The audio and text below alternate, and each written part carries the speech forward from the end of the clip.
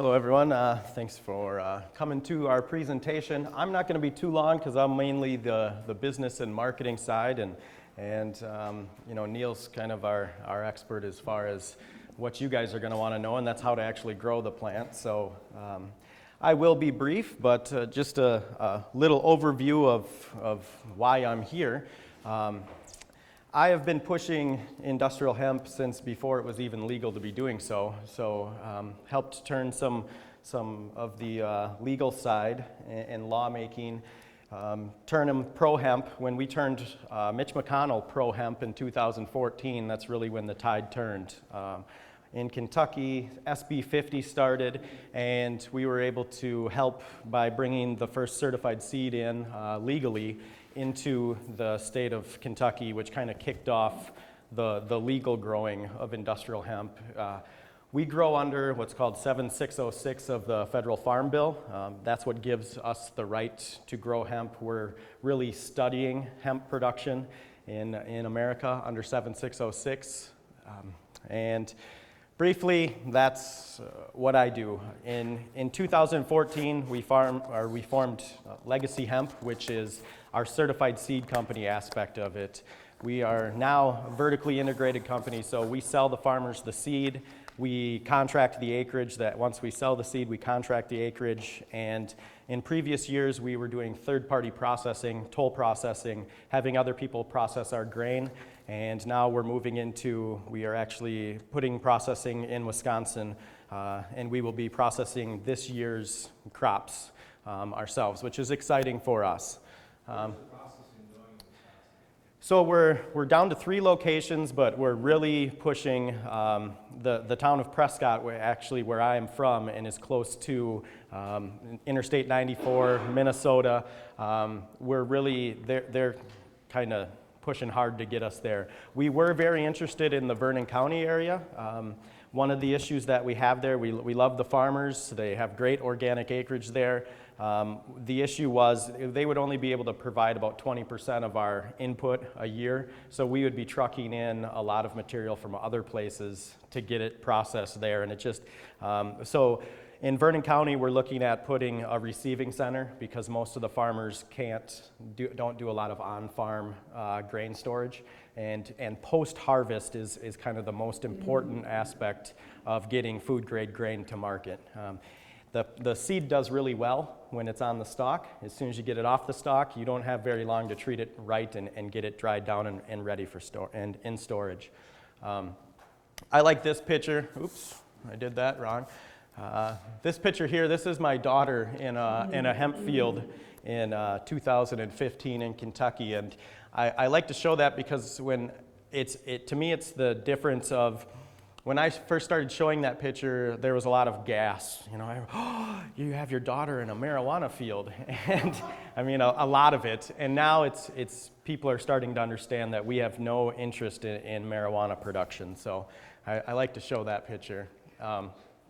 So we are, our cultivar that we push for the food grade aspect is X59.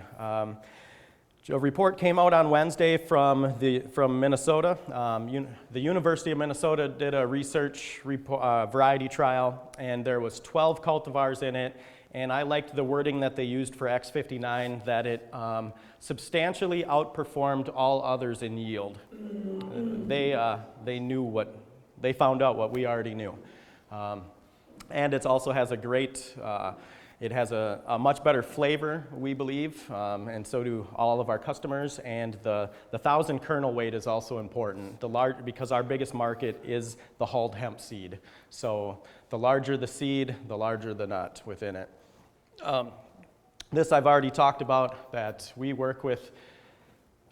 The thing that I want to stress the most right now is you cannot just bring hemp to the local grain elevator at the end of the year and ask them how much they're getting for industrial hemp cash price that day.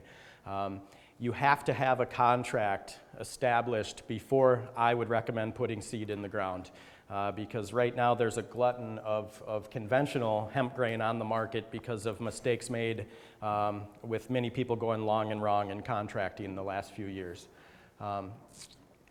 And then, yes, we do Kentucky, Minnesota, North Dakota, and now we're coming into Wisconsin. In Wisconsin, if you are from Wisconsin, the DAT cap will have the rules out for the pilot program. March 2nd is the deadline for them.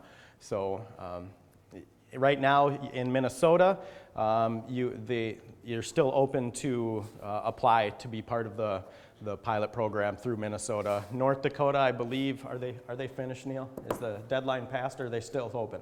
No, the deadline is passed for taking applications, but they haven't released who's growing yet. Okay, all right.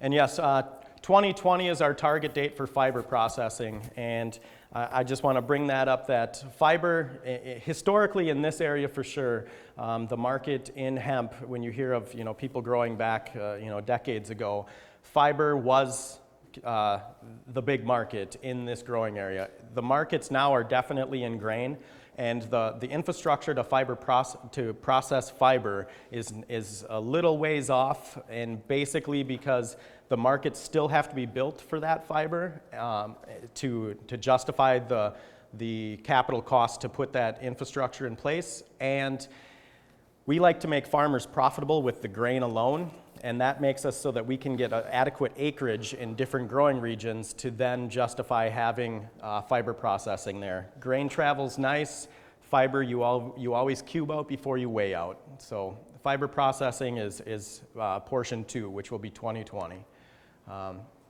This I've pretty much told you what we got going on. And AOSCA is that's our seed certifier. Most of you are probably familiar with AOSCA. We were the first AOSCA certified seed company for industrial hemp in the United States, and there are others coming on board. But AOSCA is, since hemp cannot be under what's called PVP, so if you're trying to protect your intellectual property, AOSCA is the way to do it. Our customers demand that we grow certified seed for them. And this is what I warn about. Make sure that you know your buyer, and you make sure that you're contracted. If you want to grow 5-10 acres to see if you can do it, and you have some risk tolerance, go ahead. If you want to put major acreage in the ground, don't think that there's going to be a paycheck for you at the end of the year without having a contract in place.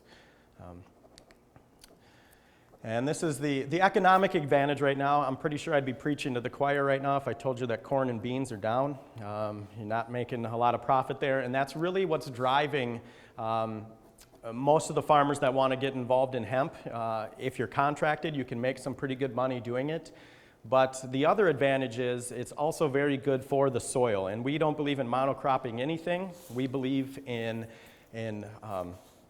it being very good in crop rotation and also transitional ground, transitioning from conventional to organic.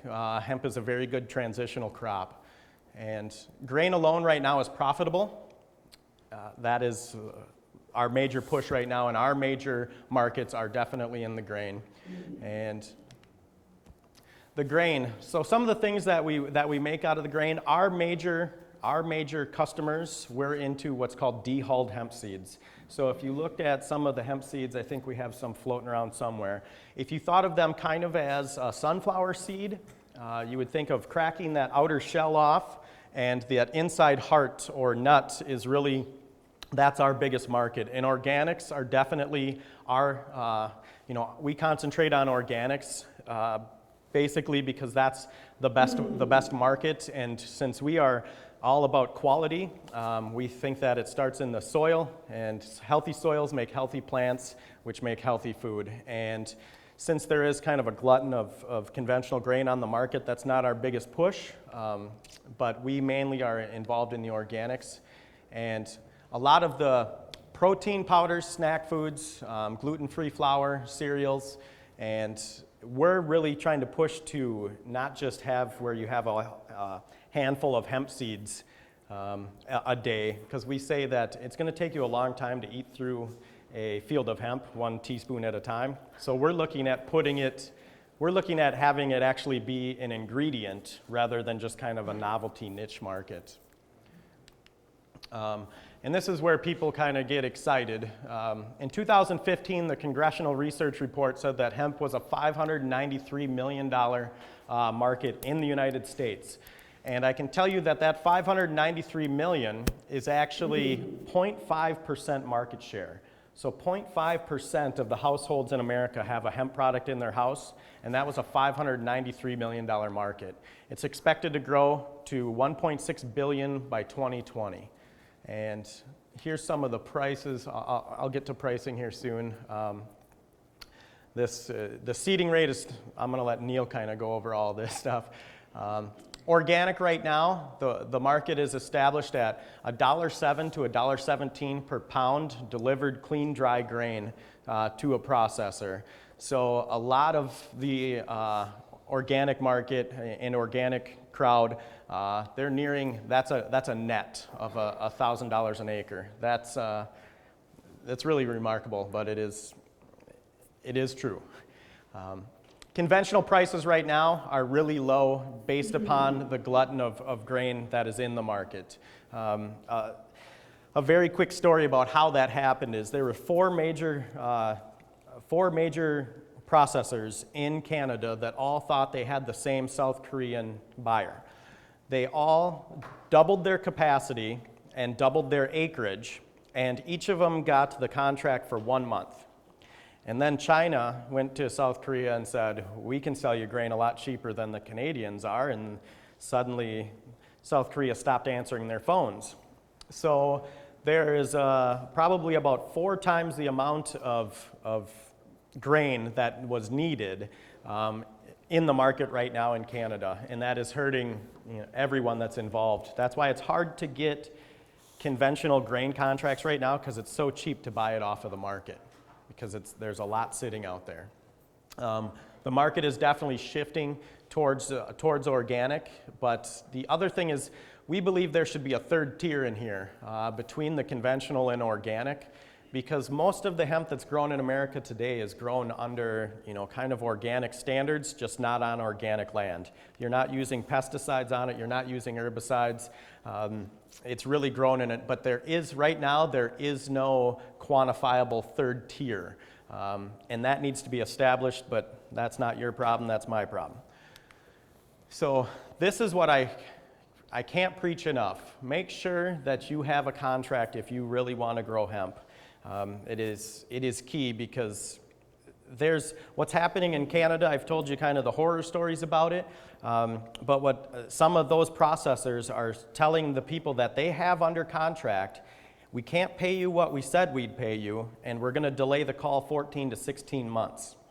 And they probably won't be in business that long, but that's what's happening right now. So make sure that whoever you contract with is capable to write you a paycheck. And normally it comes down to make sure that, we were asked last year to put a few thousand acres in the ground for that same South Korean market and by a Canadian processor. And when we peeled back the layers of the onion, I just straight-faced asked him, I said, is this going to South Korea? And he said, yes. And I said, not interested. And we kind of knew the writing on the wall. It's hard to litigate in South Korea, and it's also, if they find it cheaper, they're always at a race to the bottom. So if price point is your number one market driver, if they can find it cheaper somewhere else, you're just done. So be careful. The question I would have is, how fast is the U.S. consumption market growing then, and why are we not growing that part, the consumption part of it, fast enough to take care of? Well, basically, I mean, that's a great question, because the answer is it's not, the interest in wanting to grow hemp is far outpacing the growth in the market. Now, that growth in the market is definitely ramping up, but like you say, we had a meeting a couple weeks ago. We had 300 people there that wanted to grow hemp. We had over 70 people that applied to grow hemp for us.